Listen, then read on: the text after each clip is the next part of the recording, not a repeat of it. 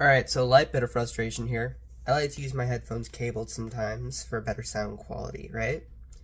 And I use my desktop as a digital audio player. But there's one bit of frustration I have with every PC case ever that is perfectly exemplified by this. The way that the front panels are designed, usually you have the headphone cable, which, that's perfect, I like having this. Really easy, just plug it in, unplug it, you're good. What I don't like is that all of them, without fail, are designed to have this on your right-hand side. That'd be fine if I was keeping it on the floor or on a shelf or something, but no, I'm not.